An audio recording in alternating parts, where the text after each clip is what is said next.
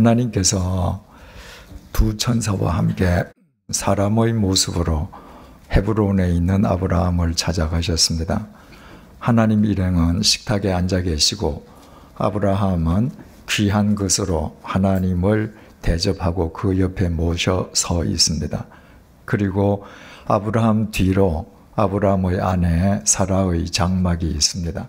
사라는 그 장막 안에 지금 있습니다. 그러니까 하나님과 사라의 장막이 차단되어 있는 겁니다. 공간적으로는 하나님이 아브라함의 아내 사라를 볼 수 있는 상황이 전혀 아닙니다. 그런데 하나님 아버지께서 내년 이맘때쯤 만물이 소생하는 생명의 때에 사라가 아들을 낳을 것이다 라고 말씀하시자 사라가 그 텐트 안에서 겉으로도 아니고 속으로 웃었는데 하나님께서 그것을 아셨습니다. 사라가 왜 웃냐? 깜짝 놀란 사라가 응급결에 웃지 않았습니다 하고 부정하지 않았습니까? 그랬더니 하나님께서 아니다. 네가 웃었다. 그 작은 사건이지만 실은 엄청난 사건. 하나님께서 시간과 공간을 초월해서 나를 다 알고 계신다고 하는 사실을 사라로 하여금 확인케 해주시는 그 사건을 통해서 사라 역시도 내 몸의 생리가 끊어져도 내 태가 죽음의 태라도 엘샤다이 하나님께서 하시고자 하시면 그 일이 이루어질 수 있다는 것을 믿게 되었죠. 그 이후에 있었던 일입니다. 16절 그 사람들이 거기서 일어나서 소돔으로 향하고 하나님 일행이 헤브론에서 아브라함을 만나서 아브라함과 사라에게 이삭이 태어날 것이라는 것을 믿음으로 확인시켜 주신 이후에 소돔으로 향해 갔습니다. 하나님께서는 헤브론만의 하나님이 아니라 소돔의 하나님이시기도 하시다고 했습니다. 헤브론의 하나님이 구원의 하나님, 은혜의 하나님이시라면 소돔의 하나님은 심판의 하나님, 저주의 하나님이십니다. 그러므로 우리는 구원의 하나님이 심판의 하나님이시고 심판의 하나님이 구원의 하나님이시라는 사실을 언제나 잊지 말아야 되는 것이죠. 그래야지 우리의 신앙이 조화와 균형을 이룰 수 있습니다. 중요한 사실은 여기에서 그 사람들이 거기서 일어나서 소돔으로 향하고 우리말로 향하다라고 번역된 히브리 동사 샤카프가 내려다보다라는 의미의 동사입니다. 지금 하나님 일행이 소돔을 먼저 내려다보신 거예요. 이것은 아브라함이 위치해 있는 헤브론이 고지대이고 소돔이 저지대이기 때문에 지형상으로 하나님께서 내려보신다는 것이 1차적인 의미입니다. 그러나 그 의미를 뛰어넘어서 하나님과 우리의 관계, 위치를 의미하기도 합니다. 하나님께서는 언제나 우리를 내려다보시는 분이십니다. 그래서 하나님은 구원의 하나님이시고 심판의 하나님이신 겁니다. 다윗이 시편 14편 2절을 통해서 이렇게 고백합니다. 여호와께서는 하늘에서 인간을 굽어 살피시고, 구약 성경에 보면 하나님께서 굽어 살피시고 이런 표현이 굉장히 많죠. 다윗이 시편 14편 2절에서 하나님께서 여호와께서 굽어 살피시고 했던 그 동사가 샤카프입니다. 내려다보신다. 여러분, 다윗이 골리앗을 물리치는 그 큰 일을 하고도 자기를 질투하는 사울 왕의 칼날을 피해서 10여 년을 도망다니지 않습니까? 그 사울 왕은 자기 장인이에요. 어떤 면에서도 사울은 그렇게 하면 안 되거든요. 그런데 그 왕이 그렇게 이유 없이 오로지 질투심 하나로 다윗을 죽이려고 했습니다. 그 젊은 다윗이 얼마나 억울합니까? 그 다윗에게 자기를 죽이려는 사울 왕을 죽일 수 있는 기회가 2번 있었습니다. 죽이면 돼요. 죽이면 다시는 도망다니지 않아도 되는 겁니다. 자기 세상이 되는 겁니다. 그러나 다윗은 2번 다 사울 왕을 죽이지 않았습니다. 절호의 기회이고 옆에서 다윗의 충복들이 죽이십시오. 이것은 하나님이 주신 기회입니다. 그런데도 아니다. 하나님이 왕으로 기름 부은 자를 내가 죽이는 범죄를 나는 저지르지 않겠다. 뭘 다윗이 믿는 겁니까? 샤카프의 하나님을 믿는 겁니다. 내가 사울 왕이 나한테 불의하게 하고 악하게 하는 똑같은 방법으로 내가 악을 저지르지 아니해도 구원의 하나님이 다 샤카프 하실 것이기 때문에 하나님의 때에 하나님의 방법으로 이 문제를 해결하시고 나를 세워주실 것을 믿는 것입니다. 그래서 다윗이 되는 거예요. 그런데 어느 날 밤에 다윗이 궁정 옥상에 올라갔다가 남의 집 여자를 보고 불러다가 통관하지 않습니까? 그 여자가 처녀였습니까? 아닙니다. 유부녀입니다. 어느 집 여인인지 몰랐습니까? 알았습니다. 자기 충복의 아내라는 것을 알았습니다. 그 남편이 지금 뭐하고 있죠? 왕명을 받들어서 목숨을 걸고 전쟁터에서 싸우고 있습니다. 절대로 범하면 안 되는 여자입니다. 그 여자를 범했습니다. 범하기만 했습니까? 그 여자가 임신하자 알리바이를 만들려고 하다가 안 되니까 아예 그 남편을 다른 사람을 사주해서 죽여버리지 않습니까? 뭘 망각한 겁니까? 샤카프의 하나님을 망각한 겁니다. 하나님께서 내려다보고 계신다는 것. 내가 구중 궁궐 속에서 이 여자와 불륜을 저질러서 아무도 보지 않지만 하나님께서 샤카프하고 계신다. 그것을 모를 때 다윗이 그런 엄청난 죄를 저질렀던 것입니다. 여러분, 밤에도 하나님은 샤카프 하십니다. 이 세상 그 누구도 보지 않아도 하나님은 샤카프 하십니다. 보십니다. 그 하나님을 믿을 때에만 어떤 상황 속에서도 내가 구원의 하나님을 믿기에 진리를 쫓아 살 수 있고 그 하나님, 샤카프의 하나님을 믿을 때에만 어떤 경우에도 심판하시는 하나님을 의식하면서 성화의 삶을 살아갈 수 있는 것입니다. 샤카프. 하나님께서 소돔을 샤카프 하셨습니다. 그 사람들이 거기서 일어나서 소돔으로 향하고 아브라함은 그들을 전송하러 함께 나가니라. 아브라함은 그들을 전송하러 함께 나갔다. 우리말로 이 구절을 보면 손님이 오셨는데 손님이 가신다고 하니까 대문간까지 나가서 전송하셨나 보다. 이런 의미죠. 우리말로는. 그런데 그렇지 않습니다. 히브리어 원문으로 보면 정말 감동적인 문장입니다.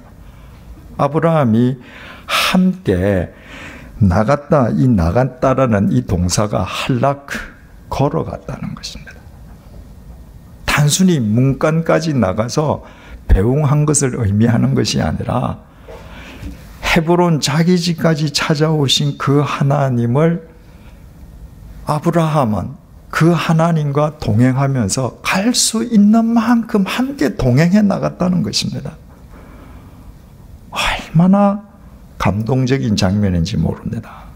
여러분, 대부분의 사람들은요, 하나님 앞에서 어떤 기도의 제목이 이루어진다, 또는 자기가 생각하지 않았던 하나님으로부터 큰 은혜를 받는다, 그러면 하나님을 더 잘 섬길 것 같죠. 그런데 실은 그렇지 않습니다. 내 기도가 이루어지기 전에는 하나님만 바라보지만 기도가 이루어짐과 동시에 하나님으로부터는 멀어집니다. 하나님으로부터 은혜를 받으면 그 순간에는 할렐루야 하지만 주신 것을 우상으로 집착하고 사느라 주신 분을 망각하는 것입니다. 이 성경의 이야기가 다 그거 아닙니까? 출애굽할 때는 다 하나님을 찬양하지만 광야에 가서 하나님 안 보지 않습니까? 이 인간이거든요. 누가복음 17장 보면 10명의 한센병자가 나옵니다. 이 한센병자는 지금도 세상으로부터 격리되고 세상 사람들이 곁에 두려고 하지 않는데 2000년 전에는 다 이거 저주받은 병이라고 생각했거든요. 철저하게 격리시켰습니다. 왜? 전염되니까. 이 사람들이 건강한 사람들이 사는 마을로 나오면 돌로 때려서 쫓아내거든요. 쳐 죽여도 상관은 없는 겁니다. 나오면 안 되는 사람들이 나왔으니까. 이 10명이 예수님에게 나왔다. 이 이야기는 바꾸어 말하면 내가 예수님을 찾아가다가 동네 사람들한테 돌 맞아 죽어도 좋다는 거예요. 얼마나 절박합니까? 예수님께서 그 10명에게 뭐라고 말씀하셨느냐 하면 너희들 제사장에게 가서 너희 몸을 보이라. 그 10명이 예수님의 말씀을 듣고 제사장을 찾아가다가 길에서 몸이 나왔습니다. 썩어 문드러져서 이지러졌던 손가락이 다시 나온 겁니다. 얼굴이 회복된 거예요. 그 중에서 예수님에게 되돌아간 사람은 몇 사람입니까? 한 사람밖에 없습니다. 9사람, 여러분 충분히 이해가 됩니다.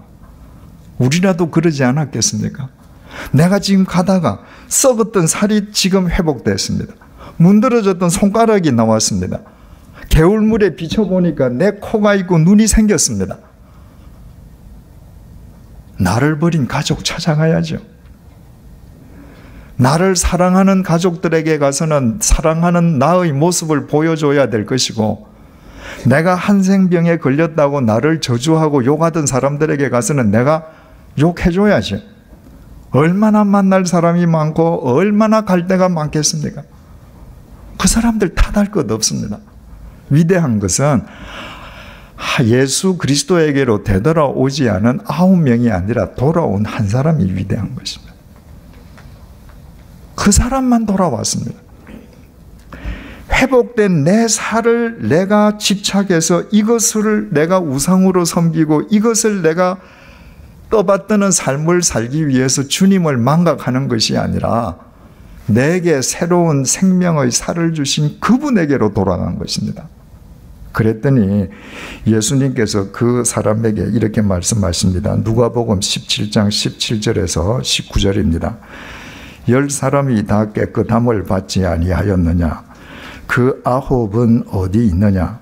이 이방인 외에는 하나님께 영광을 돌리려 돌아온 자가 없느냐 하시고, 나머지 9명은 하나님의 선민이라는 유대인들이었습니다. 그들은 몸이 치유되는 즉시 주님을 잊었는데, 몸이 치유되는 즉시 주님을 생각하고 되돌아온 이 사람은 사마리아인이었습니다. 유대인들이 이방인의 피가 섞였다고 짐승처럼 여기고 인간으로 간주하지도 않던 사람입니다. 그 한 사람만 찾아갔습니다. 예수님의 말씀이 이렇게 계속됩니다. 그에게 이르시되 일어나 가라. 네 믿음이 너를 구원하였느니라. 이 한센 병자에게는 대단히 놀라운 은혜의 말씀이고 9명에게는 무서운 하나님의 말씀입니다.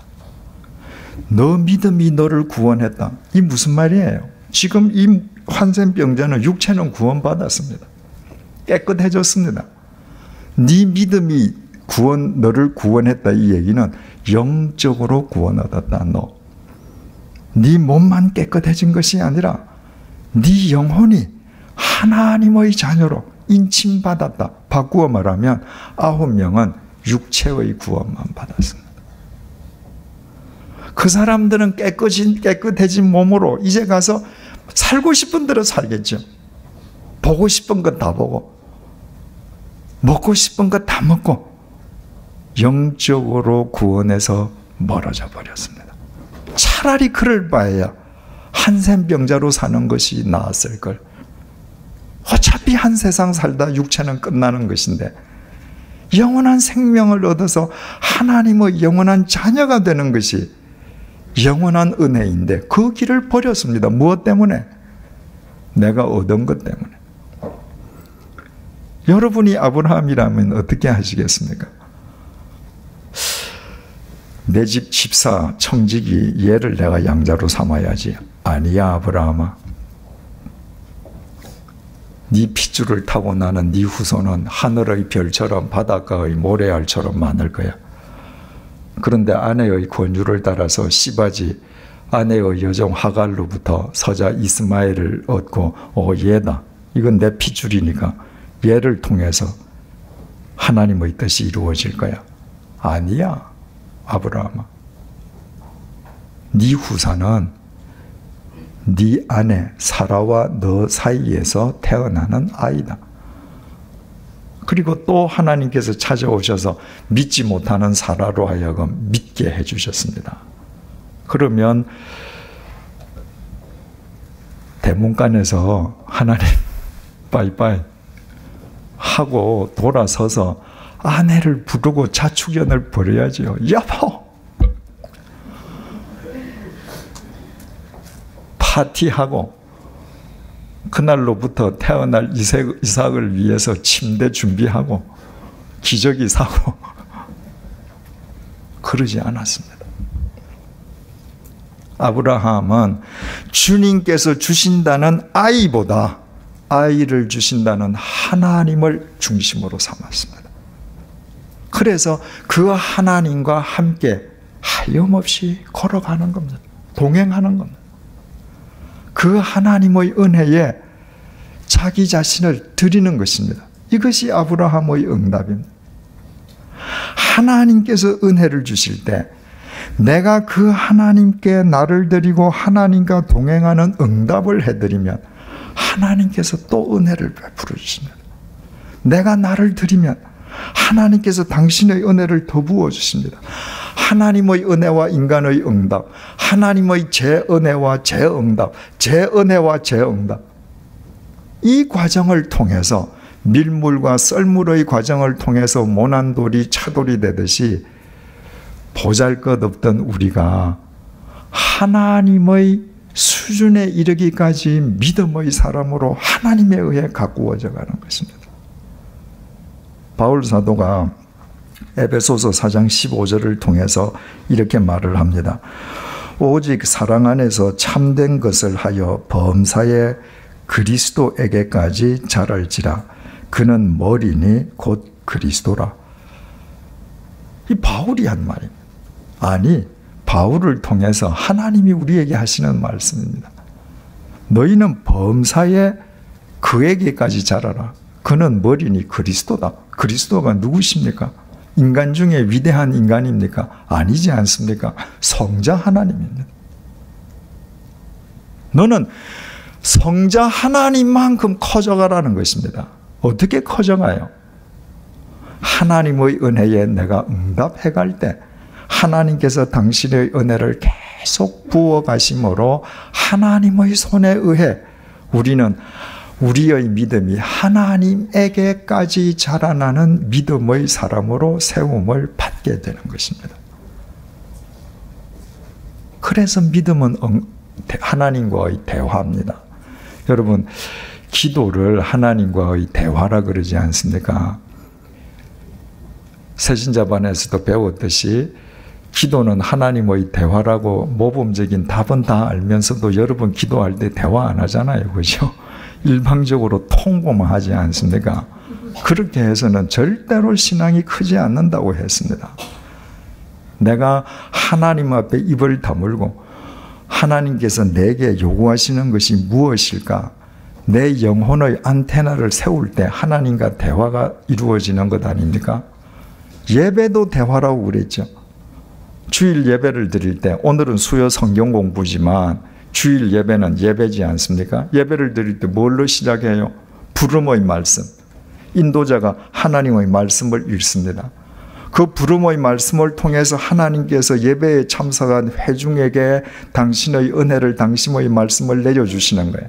그러면 우리가 찬송으로, 주님의 기도로 우리를 실어서 하나님께 올려보내지 않습니까? 그 다음에 성시교독이 있습니다. 성시교독이 뭐예요? 하나님 말씀 읽는 겁니다. 그 말씀을 통해서 우리 각자의 심령에 하나님께서 각자에게 맞는 은혜를 또다시 스며들게 해주시는 겁니다.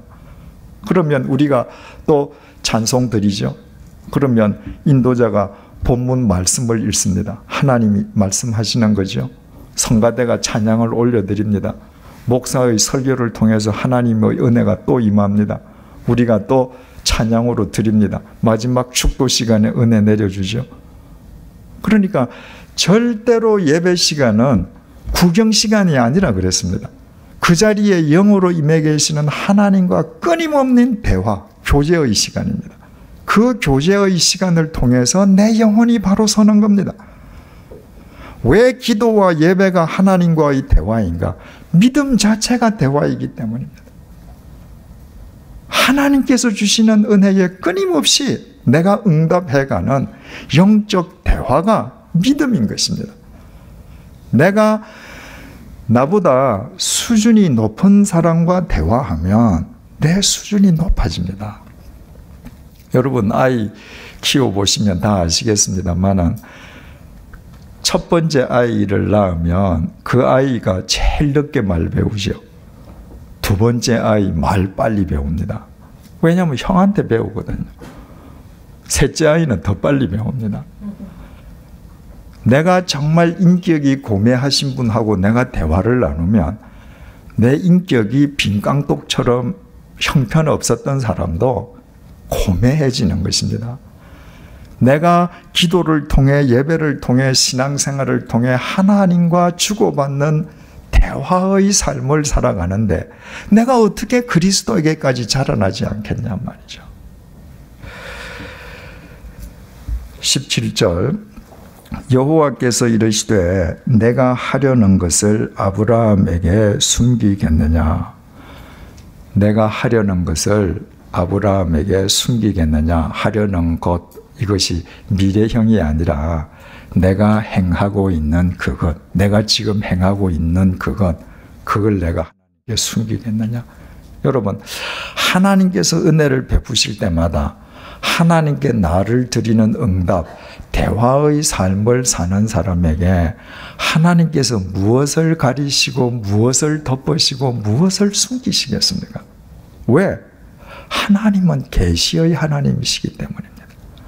하나님은 당신을 감추시는 분이 아니십니다. 하나님은 당신의 백성에게 당신을 드러내어 보여주시는 계시의 하나님이십니다. 지금 이 구절을 다시 제가 읽어볼게요. 여호와께서 이르시되 내가 하려는 것을 아브라함에게 숨기겠느냐? 아브라함에다가 자기 이름을 넣어서 한번 읽어보십시다. 시작. 여호와께서 이르시되 내가 하려는 것을 이제철에게 숨기겠느냐?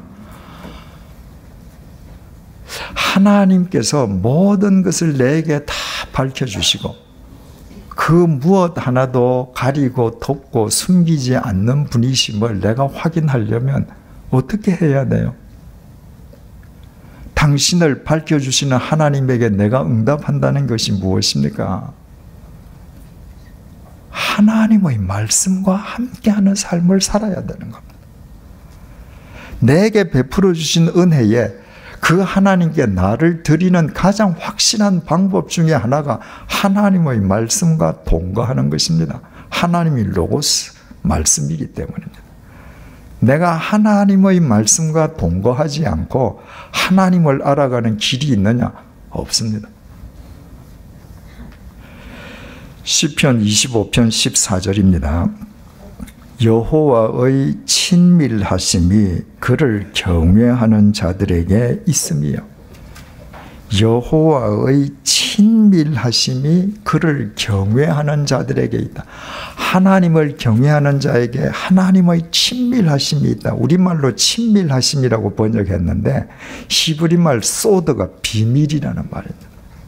하나님의 비밀이 그를 경외하는 자들에게 있다. 경외하지 않는 자에게는 하나님은 늘 비밀이에요. 알 수 없는 분입니다. 하나님을 경외하는 자에게 하나님은 더 이상 비밀이 아닙니다. 왜? 당신을 다 밝혀주시니까. 그 비밀을 어떻게 밝혀주시는가? 시편 25편 14절 여호와의 친밀하심이 그를 경외하는 자들에게 있음이요 그의 언약을 그들에게 보이시리로다.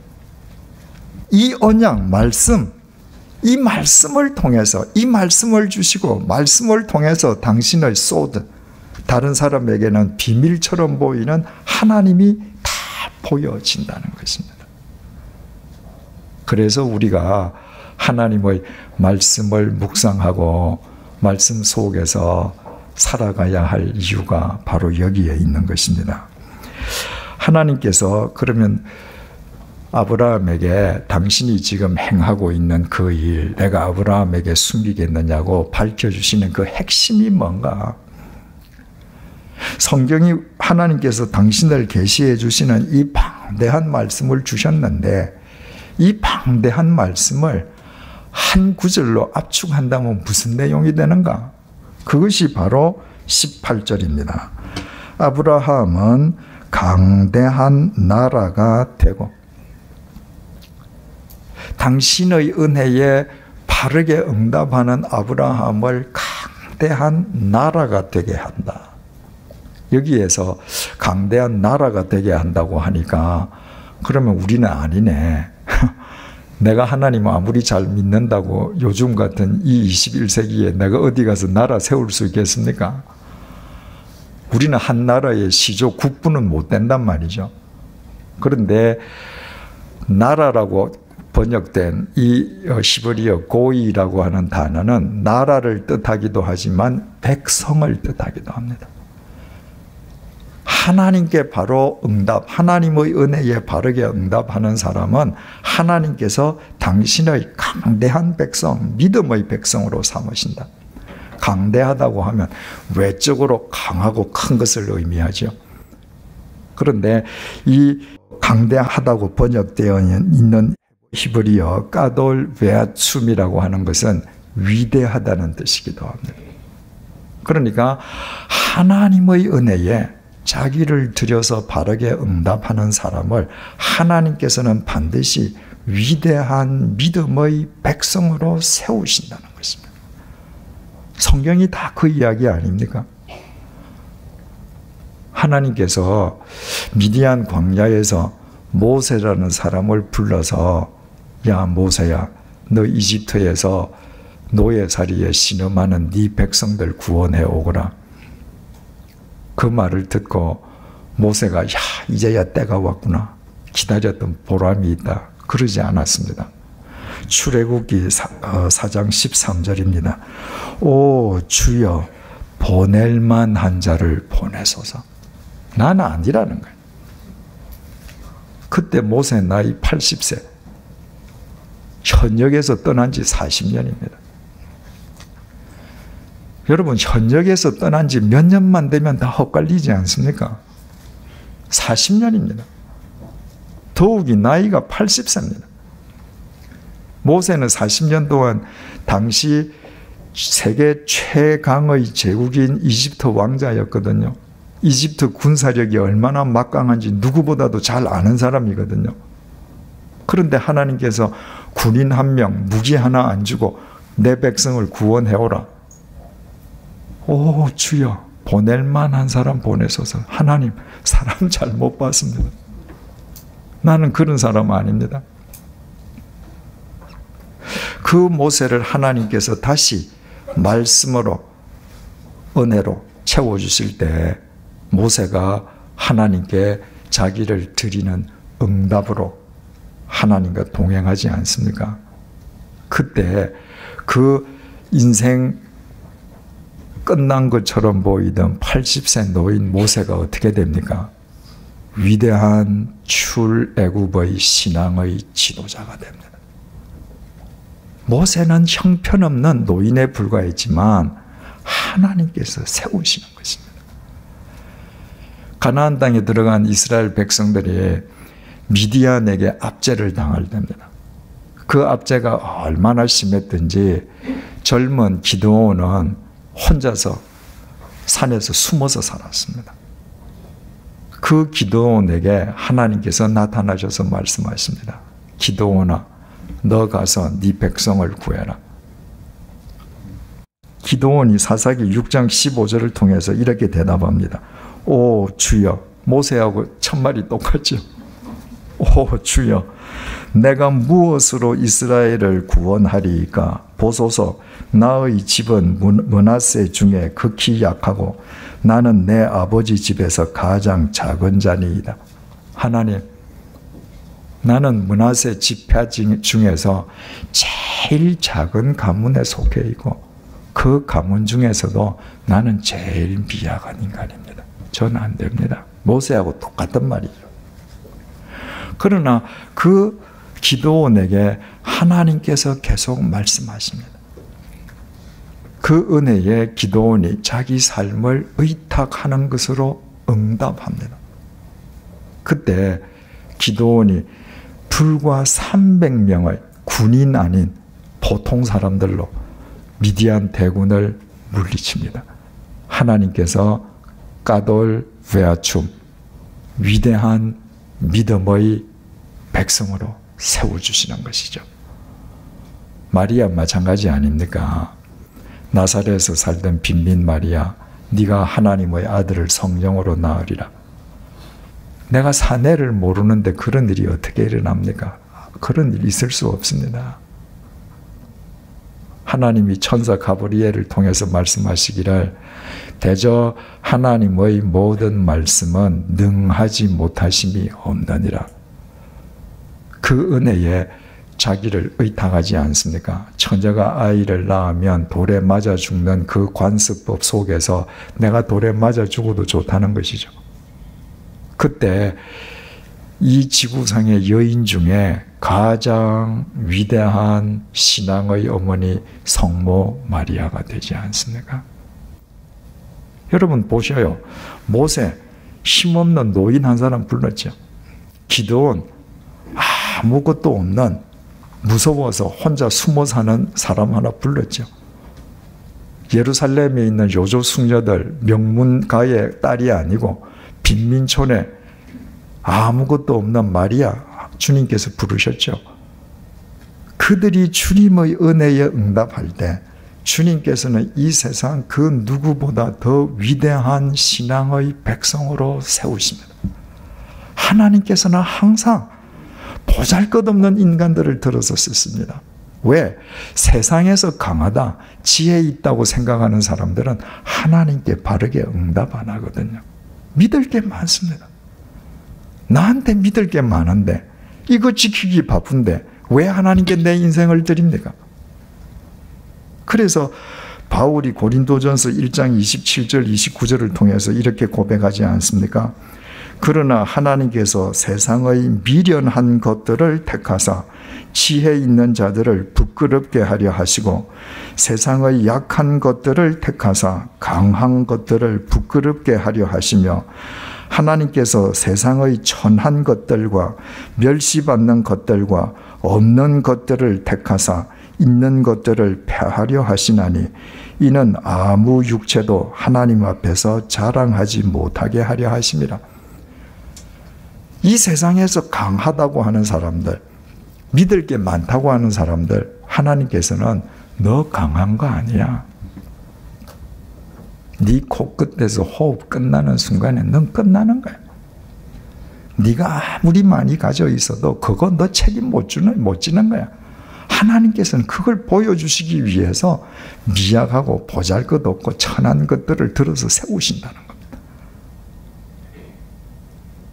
여러분, 우리가 아무리 보잘것없어도 아무리 천해도 우리에게 임하신 주님의 은혜에 우리가 바르게 응답하기만 하면 하나님께서 우리를 위대한 신앙의 백성으로 세우십니다. 왜? 천지를 창조하신 하나님께서 죽은 태에도 생명의 이츠하크가 열리게 하시는 엘 샤다이, 전능자이신 동시에 충분자이시기 때문입니다. 18절, 아브라함은 강대한 나라가 되고 천하 만민은 그로 말미암아 복을 받게 될 것이 아니냐. 아브라함 혼자 위대한 믿음의 백성이 되는 것으로 끝나는 것이 아니라 그를 통해서 천하 만민이 복을 받게 된다는 것입니다. 여러분, 모세 한 사람이 하나님의 은혜에 자기를 던졌을 때 모세 한 사람만 하나님 앞에 위대하게 서는 것으로 끝나지 않았습니까? 그 한 사람으로 인해서 이집트에서 노예살이 하던 이스라엘 백성이 전부 구원을 받았습니다. 남자 장정, 가장만 60만 명. 그러니까 그때 이스라엘 백성이 몇 명이었느냐? 뭐 최소한 200만 명, 300만 명, 여러 가지 설이 있지만, 자, 가장, 아내, 둘이죠. 그때는 자식을 많이 낳을 때 아닙니까? 근데 한 집에 애들 둘이만 있다고 합시다. 그때로부터 3,400년이 지난 지금 우리 집에도 4명인데 그때는 훨씬 더 많았을 겁니다. 그죠? 근데 2명만 잡아요. 그리고 양가 부모 중에 한 집안 부모, 양가 부모 4분인데 한 분만 살아서 모시고 산다. 그럼 한 집에 5명 아닙니까? 300만 명입니다. 최소한도. 한 사람이 하나님 앞에 바르게 응답할 때 300만 명이 복을 받더라. 사사기 한 사람이 하나님에게 바르게 응답할 때 온 이스라엘이 미디안의 압제로부터 구원받는 복을 얻더라.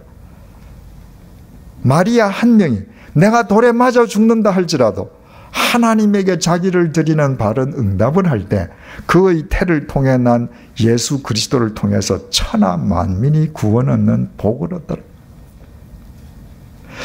여러분, 하나님께 바르게 응답하는 사람 한 사람을 통해서 많은 사람이 복을 받는다. 이걸 뒤집으면 무슨 말입니까? 하나님에게 바르게 응답하지 못하는 한 사람을 통해서 많은 사람이 재앙을 입을 수 있다는 말입니다. 무서운 말이죠. 어느 나라든지 첫 번째 왕이 되는 TO는 하나밖에 없지 않습니까? 조선시대의 왕이 26분 계셨지만은 그 태조는 한 분뿐이거든요. 사울 왕은 이스라엘의 첫 번째 왕이 되는 은혜를 입었습니다. 그런데 그 사울 왕이 어떻게 합니까? 그 은혜를 입고 처음에는 바른 응답을 드리다가 그 다음에는 하나님께서 주신 왕위를 우상으로 섬기느라 그 왕위를 주신 하나님을 망각했습니다. 자기가 하나님이 된 거예요. 어떻게 됐습니까? 사무엘상 31장 보면 한날 한시에 그가 자랑하던 그의 전 군대, 그의 세 아들이 전멸하고 자기는 자살했습니다. 사울 혼자 죽고 끝나지 않았습니다. 그 사울 한 사람 때문에 수없이 많은 사람이 재앙을 당했습니다. 여호수아에 나오는 아간이라는 사람이 있지 않습니까? 하나님께서 약속하신 가나안 땅에 입성하는 복을 얻었습니다. 그런데 하나님께서 여리고에서 모든 탈취물을 하나님께 바치라 그랬거든요. 왜냐하면 약속의 땅에서 세상의 것들을 우상으로 섬기는 삶을 살지 않고 하나님만을 목적으로 섬기도록 해주시기 위함이었죠. 그런데 여리고성에서 아간이 샤카프, 하나님께서 내려다보고 계심을 깨닫지 못하고 은덩어리 하나, 금덩어리 하나, 멋진 외투 하나 자기 텐트 밑에 숨기지 않았습니까?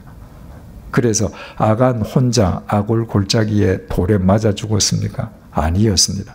그 아간 한 사람 때문에 이스라엘 군이 아이성 전투에서 대패했습니다. 그 한 사람 때문에 많은 사람이 재앙을 입은 것입니다. 여러분, 내가 어떤 삶, 내 한 사람이 어떤 삶을 사느냐에 따라서 멀리 따질 것도 없습니다. 내 주위에 있는 나와 피를 나눈 내 가족들이 나로 인해서 복된 삶을 살 수도 있고 나로 인해서 재앙을 입을 수도 있는 겁니다. 여러분, 술독에 빠져 있는 아버지 때문에, 가정을 등지는 어머니 때문에 고통 속에서 살아가는 자녀들 있지 않습니까? 그러나 내가 보잘것없어도, 내가 형편없는 인간이어도 내가 하나님께 나를 드릴 때 나를 통해서 많은 사람이 하나님의 복을 입게 된다.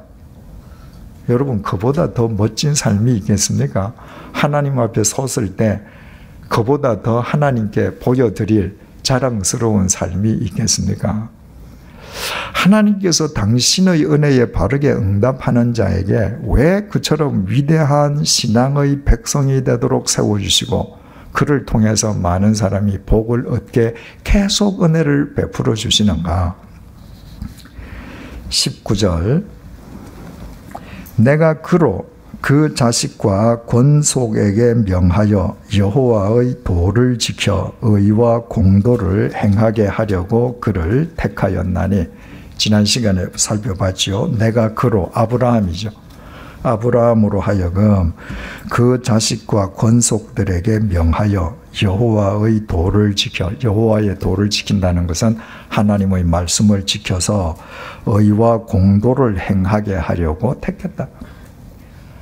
하나님께서 우리를 택하시고 은혜를 베풀어 주시고 우리가 하나님께 바른 응답을 드릴 때 우리를 계속 세워가시고 복의 통로로 삼으시는 것은 네 혼자 잘 먹고 잘 살아라, 그게 아니라 내 자식과 내 주위에 있는 사람들에게 내가 너희들 하나님의 말씀을 쫓아서 의와 공도를 행하거라, 그렇게 하기 위해서 내게 복을 주신다는 것입니다.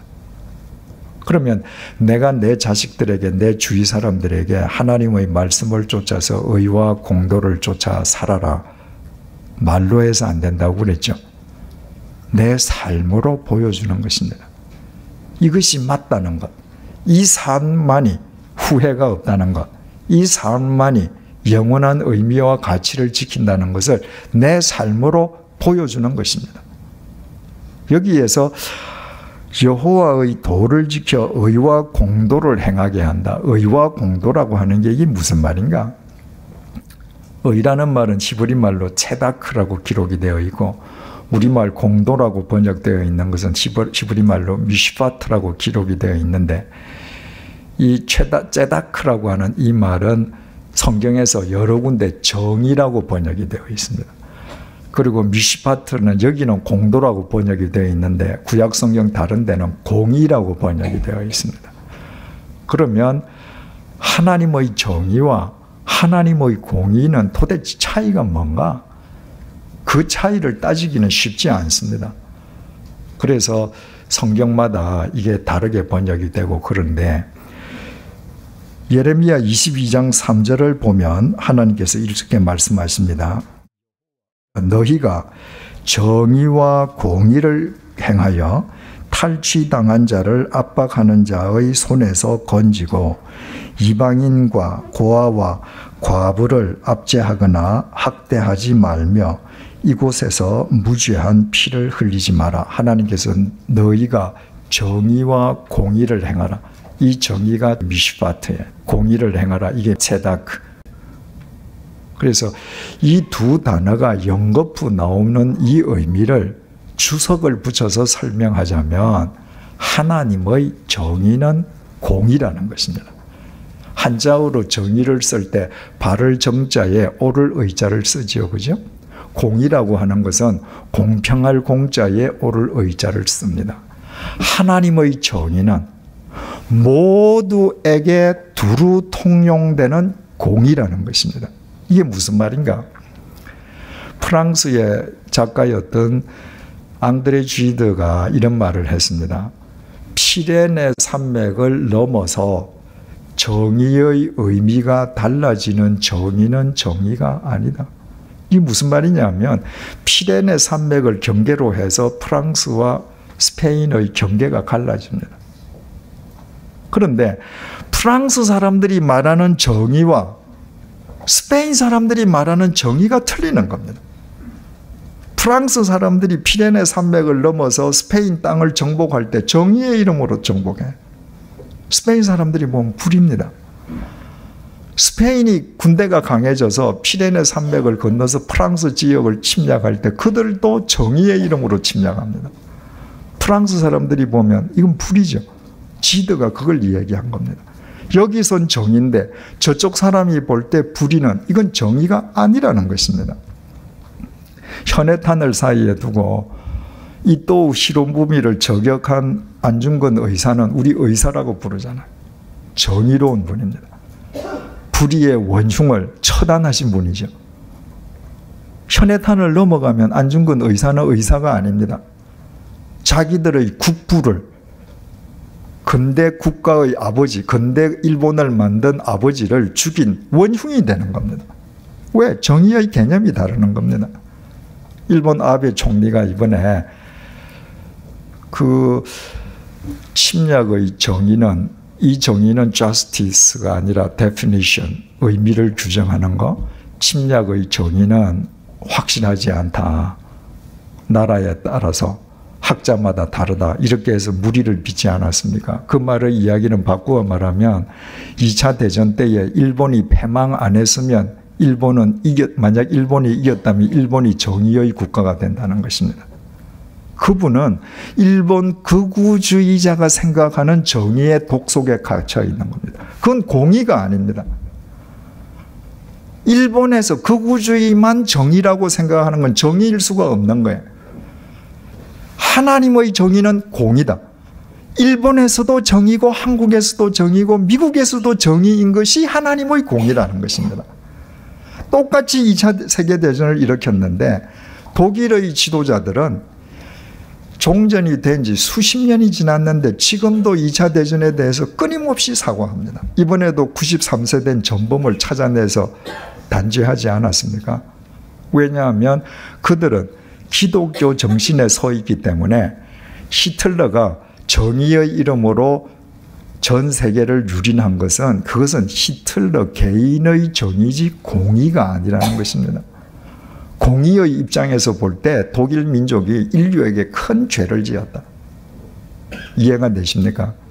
그래서 정의, 제다크와 미시파트는 구약에서 항상 붙어 나오는 데가 많습니다.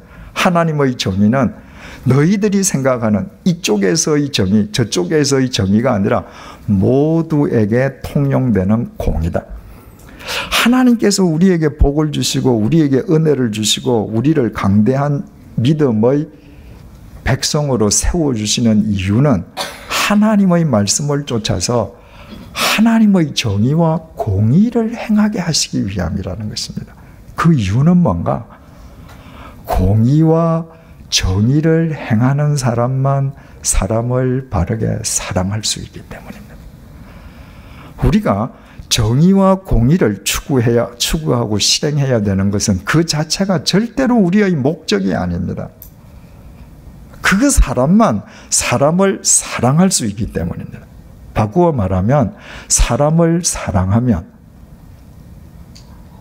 정의와 공의를 지키지 않을 수 없습니다. 그래서 정의의 이름으로 불의한 짓을 행하는 것, 그것은 절대로 공의일 수가 없습니다. 바울이 로마서 13장 9절에서 10절을 통해 이렇게 말하지 않습니까? 간음하지 말라, 살인하지 말라, 도둑질하지 말라, 탐내지 말라 한 것과 그 외에 다른 계명이 있을지라도 내 이웃을 내 자신과 같이 사랑하라 하신 그 말씀 가운데 다 들었느니라. 사랑은 이웃에게 악을 행하지 아니하나니 그러므로 사랑은 율법의 완성이니라. 사랑하는 사람은 하나님의 공의를 세우지 않을 수 없습니다. 내가 저 사람을 사랑하는데 저 사람 집에 물건 도둑질할 수 있습니까? 내가 저 사람을 사랑하고 저 가정을 사랑하고 저 집 자식들을 사랑하는데 저 집 남편과 저 집 아내와 내가 불륜을 저지를 수 있습니까? 내가 저 사람을 사랑하는데 내가 돈벌이를 더 하려고 저 사람에게 불이익이 가는 거짓 증거를 할 수 있습니까? 사랑하면 공의는 세워집니다. 공의를 세우자고 하는 것은 사랑하기 위함인 것입니다. 그러므로 하나님께서 우리에게 복을 주시는 이유가 다 이것과 관련이 되어 있다는 것이죠. 19절 다시 읽어봅니다. 내가 그로 그 자식과 권속에게 명하여 여호와의 도를 지켜 의와 공도를 행하게 하려고 그를 택하였나니 이는 나 여호와가 아브라함에게 대하여 말한 일을 이루려 함이니라. 이 뒷부분이 이는 나 여호와가 아브라함에게 대하여 말한 일을 이루려 함이니라. 이 말이 번역이 좀 이렇게 명쾌하지를 않습니다. 이게 무슨 의미인가? 공동번역이 아주 번역을 잘했습니다. 이 19절 전체를 이렇게 쉽게 번역했습니다. 나는 그로 하여금 그의 자손과 그의 뒤를 이을 가문에게 옳고 바른 일을 지시하여 이 여호와의 가르침을 지키게 하려고 그를 뽑아 세우지 않았던가. 여기에는 의와 공의를 옳고 바른 일 이렇게 번역했습니다. 지키게 하려고 그를 뽑아 세우지 않았던가. 그리고 뒷부분이 이렇습니다. 그러니 나는 아브라함에게 약속한 것을 그대로 이루어 주어야 하리라. 하나님께서 먼저 약속을 주시고 그 약속을 계속 이루어 주시는 이유는 우리로 하여금 공의와 정의의 사람이 되게끔 하시기 위함이다. 왜? 그 사람만이 사람을 사랑하는 X의 삶, 사랑의 통로의 삶을 살 수 있기 때문인 것입니다. 그렇다면 하나님께서 우리를 세우시고 복을 주시고 은혜를 주시는 궁극적인 목적이 공의와 정의의 사람으로 세워서 사랑하게 하시기 위함이라면 그 정의와 공의를 따르지 않는 사람을 하나님께서 가만히 두시겠습니까? 그래서 20절, 21절이 이렇게 정언하는 것입니다. 여호와께서 또 이르시되 소돔과 고모라에 대한 부르짖음이 크고 그 죄악이 심히 무거우니 내가 이제 내려가서 그 모든 행한 것이 과연 내게 들린 부르짖음과 같은지 그렇지 않은지 내가 보고 알려 하노라. 이제 다음 시간에 상세하게 살펴보겠습니다만은 하나님께서 소돔을 심판하러 가시지 않습니까? 소돔이 어떤 곳입니까?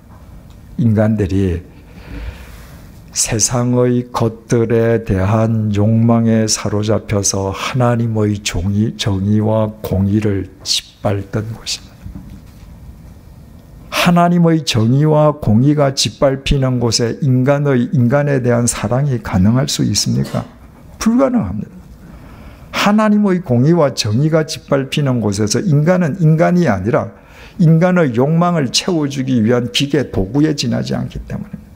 생각을 해보십시다. 하나님께서 당신의 정의와 공의를 위해서 인간에게 복을 주시는 하나님이시라면 그 공의와 정의를 짓밟는 인간을 하나님께서 가만히 두시면 그 하나님이 정의의 하나님이 되시겠습니까? 심판하셔야 되지 않겠습니까?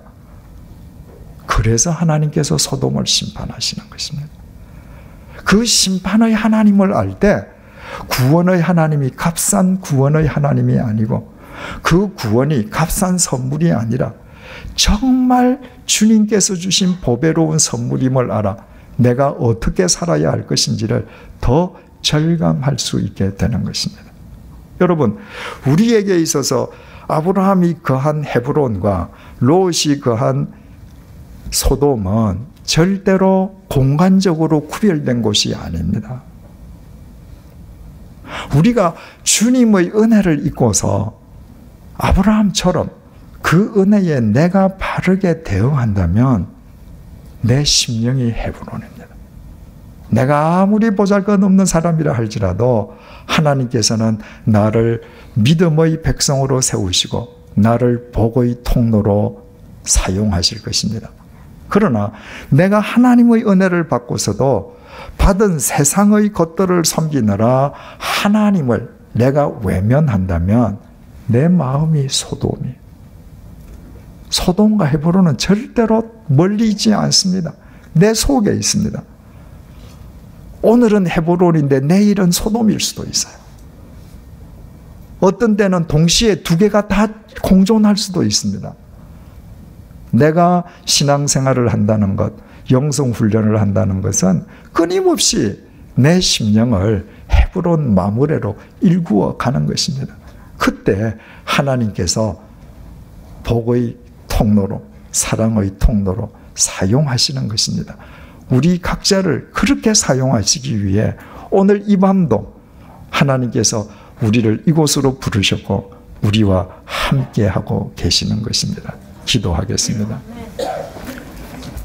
주님, 자랑할 것도 가진 것도 내세울 것도 전혀 없는 참 보잘것없는 인간인데도 주님께서 우리 각자를 또 찾아와 주시고 주님의 은혜로 우리의 심령을 채워주셔서 감사합니다.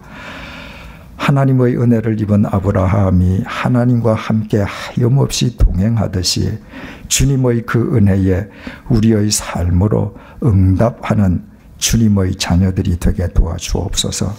주님의 은혜에 날마다 응답하는 주님과의 대화의 신앙이 이어지게 도와주옵소서. 그리하여 천지를 창조하신 하나님에 의해 우리가 강한 믿음의 백성으로 세움받게 도와주시고 우리로 인해 우리와 더불어 살아가는 사람들에게 주님의 생명과 사랑과 은혜와 복이 스며들어갈 수 있도록 도와주옵소서. 우리가 서 있는 곳에 하나님의 정의와 공의가 세워질 수 있도록 도와주시고 우리로 인해서 이 세상에 사람들이 사랑하며 살아갈 만한 사회들로 일구어져 가게 도와주옵소서. 주님 부르시는 그날까지 우리의 심령이 주님의 은혜 속에서 날마다 헤브론으로 일구어져 가게 도와주시고 죽었던 태가 생명의 이스하크를 잉태하는 생명으로 화하도록 역사하여 주옵소서. 예수님의 이름으로 기도드립니다. 아멘.